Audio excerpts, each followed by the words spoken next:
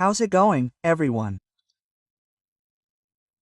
In this new video, I want to show you how to properly brake in your motorcycle, since this is one of the most important periods when getting a new motorcycle, and doing so can prevent many problems in the long term if done correctly. First of all, I'm going to make it very clear that this is a video focused more on scooters or automatic motorcycles, although this video can also be very useful for any type of motorcycle, because I'm going to talk about it based on my experience. I bought an NMATB3, which is one of the new ones that recently arrived in Colombia. I'm going to explain to you how my break-in went and also what advice I can give you in this regard. So, without further ado, let's get started. The first thing I recommend is that before leaving the dealership, you turn on the motorcycle, leave it still, and wait about 5 to 10 minutes for it to start lubricating and warming up.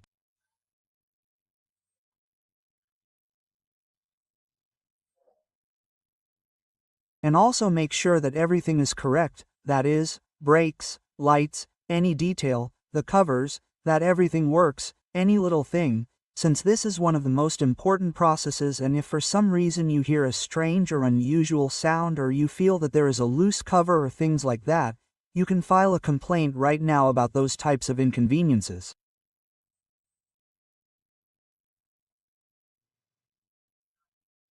After that, I recommend that you go to fill up the tank and leave it completely full, since normally the dealers and these vehicles are delivered with an empty tank.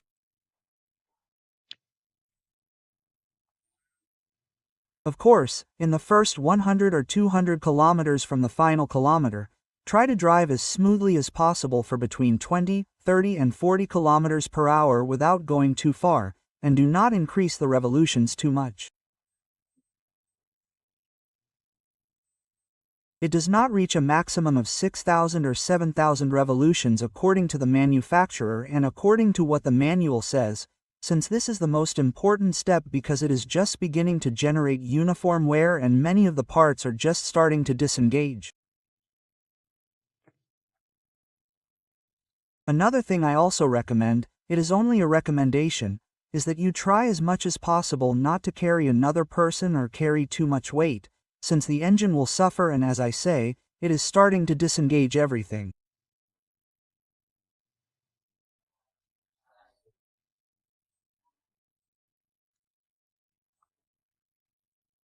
I tell you, as the kilometers increase, you also increase progressively, and during that break-in period or during the takeoff period, also use the brakes, start using the transmission, put it in all gears from first to fifth if possible, or if it is automatic, then start using the transmission brake, things like that, since many of the things are starting to wear out.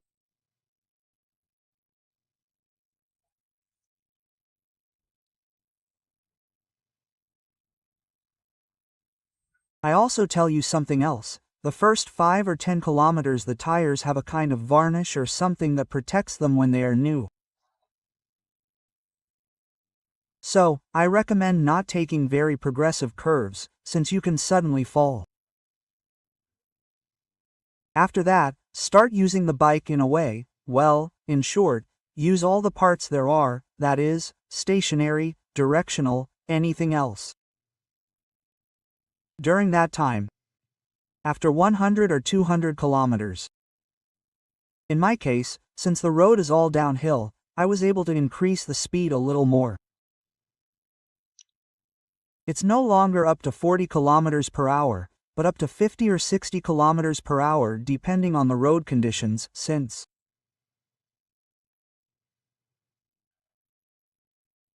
in that case you can increase it a little more, and also you can start to get to know your bike a little more and things like that.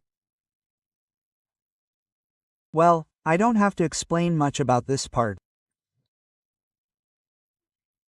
Well, yes, when it comes to climbs, try as much as possible not to increase the revolutions too much or at high speeds because, as I said, you shouldn't push the bike too much during that break-in time. As you can see, even though it already has 150 kilometers, we did everything possible to make it run as smoothly as possible.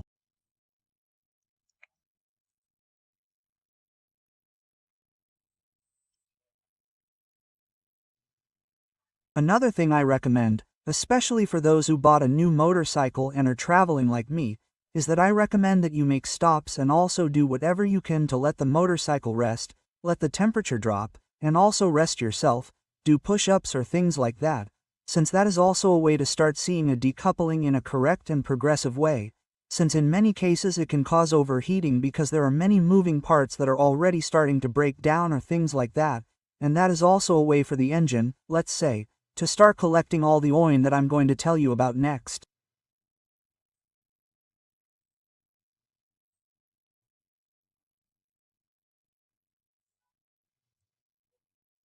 And well, between 300 and 400 kilometers you can already increase the speed a little bit more. Try as much as possible not to maintain those speeds for too long. Just do it, let's say, progressively, or do it, let's say, at certain times, so that certain particles begin to detach. I will tell you that for some motorcycles, like this NMAT, when it reaches 6,000 or 7,000 revolutions or so, the valve system starts to activate because only 2 valves work, and after a certain speed all 4 start to work. So, I recommend that you try to do that if possible. In my case, as you can see, I'm riding at 80 kilometers per hour, so there was already a drop. So, it's much better for the engine and also for someone who starts to get to their destination faster. And well, once that's done, when it reaches 500 kilometers, I recommend that you change the oil during those first 500 kilometers, even if the manual says at 1000, 100 or 100. In any case, I recommend that you change it during those first 500 kilometers. And well, I don't have videos of how the oil change turned out, but I'll briefly comment on it. There was too much gym in the part where the entire filter accumulates. It's full of gym, lots of metal particles, so that's normal due to wear. And so I said, if I continue to follow what the Yamaha says, it's most likely that something has become obstructed. And I recommend that you do that because what you're interested in is taking care of your bike, something new, and then make the change as such. After that, do it, follow what the manual says.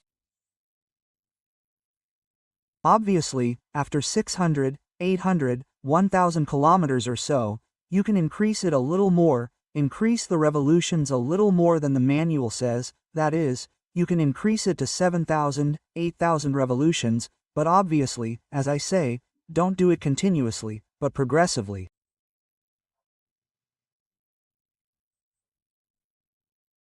And when you see, let's say, an overtaking or something, increase it like this, and when it reaches 1,000, 100 kilometers, then you can change the oil, and if necessary, you can change other things according to what the manual says, and after that you can use the bike without any inconvenience, unless the manual says that after 1300 km, then you can use the bike.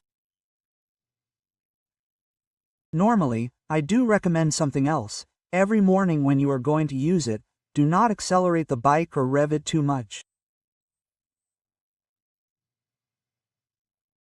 And well, that was my break-in period with this NMAX, and this is very useful for mopeds. I hope this video has been useful to you.